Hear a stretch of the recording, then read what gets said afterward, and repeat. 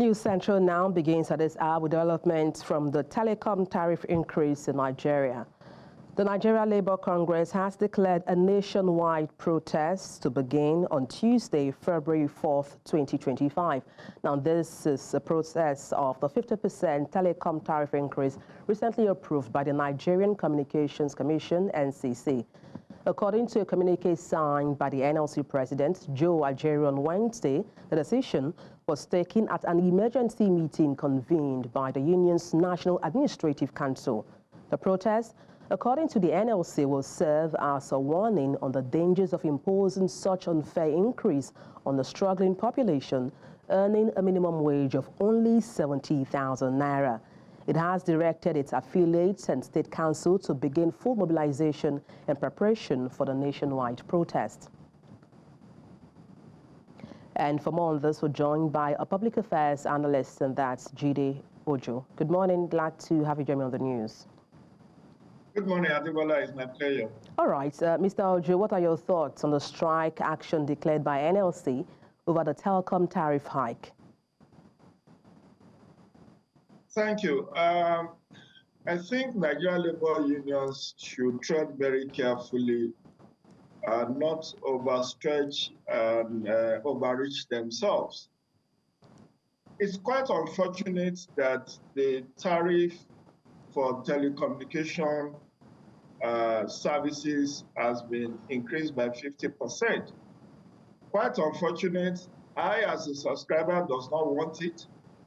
I have 4 lines, and I've had to contend with using one now because of obvious, cost of recharging those 4 lines.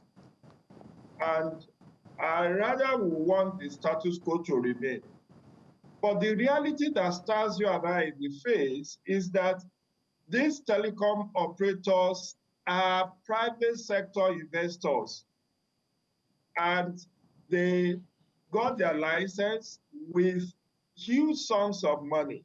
I recall way back in 2001, MTN, Airtel, and one other paid as much as $285 million to get licensed. And from that time, they have had to build the infrastructure single-handedly. Ask yourself, what has government done to incentivize the telecom sector? Nothing. Nothing. Even the Airtel line that was reserved for the old Nitel has gone moribund. It's gone under. You see, NLC needs to understand that businessmen are in business to make profit. And I do know that telecom operators today pay as much as 39 different taxes. They import over 80% of what they use for their operations. We know what the exchange rate is now. We know how depreciated Naira has become. Well, just to chip in there, Mr. Ojo, having said all you have said, talking about the Nigeria Labour Congress, to tread carefully, I mean, what other options can they explore when it comes to discussing these grievances with the government? Now, the sensible thing for them to do is to engage the telecom operators and the NCC to plead with them, not to threaten them. These are private sector investors. They chose to take risks to invest in Nigerian sector when many local investors were very apprehensive about putting their money in this country. And if after engaging with NLC, with NCC and TU and the telecom operators, if they don't budge, then they can resort to litigation, but not to disrupt services. Do we know how the disruption of services, how much it will cost per day, not just to the telecom operators, but to individuals who rely on these networks for their daily living? We should not cut our nose to spite our face. The bottom line is that government of Nigeria needs to do better by improving the infrastructure so that price can come down. These telecom operators have to provide their own electricity to power their base stations. They have to source foreign exchange. They are not getting any rebate or subsidized forex. And all of these things that are supposed to be done to ease doing business in Nigeria has not been done. Look at the state of insecurity. Many of the masts and base stations of these telecom operators have been burnt down and vandalized by bandits. Just last year, the Minister of Power told Nigerians that they spent 8 billion plus to restore vandalized transmission towers. Did you ask the telecom operators how much they spent, how many billions they spent to restore those base stations that has been vandalized by bandits and criminal elements? So what NLC should do is not to threaten, it's not to call out workers and disrupt services, it's to engage constructively. It's not everything that Aluta will solve. These people took a huge risk. Like I said, over 80%. What I learned is that only 16% of what this telecom uses are provided locally. They source only 16% of their input from the Nigerian ecosystem. 84% are imported. And they have to import with foreign exchange. And you know what the exchange rate to Naira is. Now, federal government of Nigeria removed fuel subsidy, and that has resulted to over 500% increase in the pump price of PMS. NLC did not say that they will shut down the economy. After all those things, the government bought, the federal government restored subsidy. We should not overreach ourselves. Look at what is happening. The DSTVs of this world and the StarTimes and all the digital television services, have they not been increasing their rates per annum? Well, Mr. Ojo, the telecom operators did not increase their tariff for 12 years, since 2013.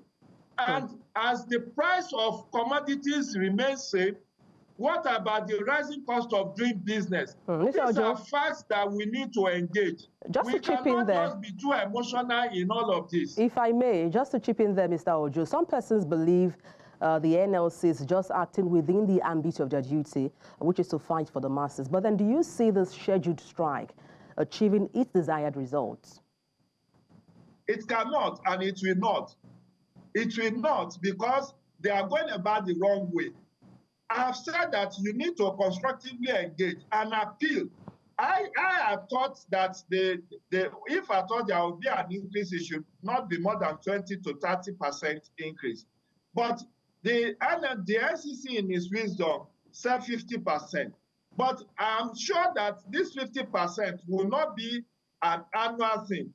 It's possibly for another 10 years or 15 years, they may not be allowed to increase the price of their services.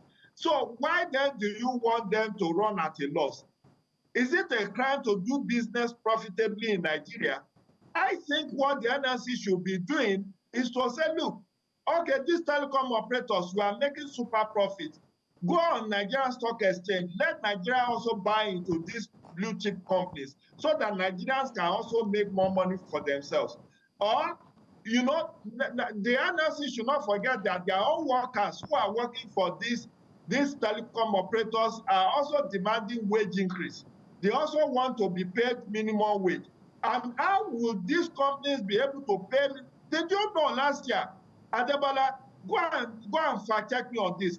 Last year, the MTN and Airtel declared they declared losses in Nigeria because of this Naira depreciation. Fact check me on this. They declared humongous losses because of the exchange rate. Now, the Nigerian government is the one that floated Naira, that made the currency to be highly depreciated. They are the one that removed subsidy.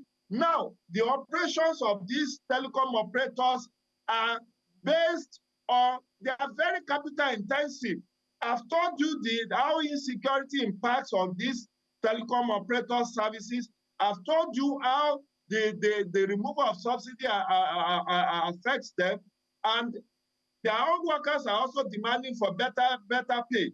The vendors are demanding for better pay because there's a whole value chain that are also profiting from the telecoms. It's not just the taxes, 39 or 40 taxes that they pay to federal, state, and local government. What about those who are doing businesses for them, those who are supplying them diesel, those who are doing adverts for them? They also run adverts on televisions. They also do, they even have foundations. Well, I'm afraid we're pressed for time, Mr. Ojo. We'll have to bring you back. Foundation. So what I'm saying Mr. Ojo, is that, can you hear me?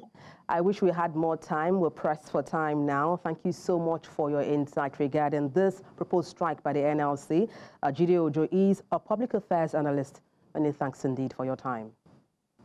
Adebola, it's my pleasure.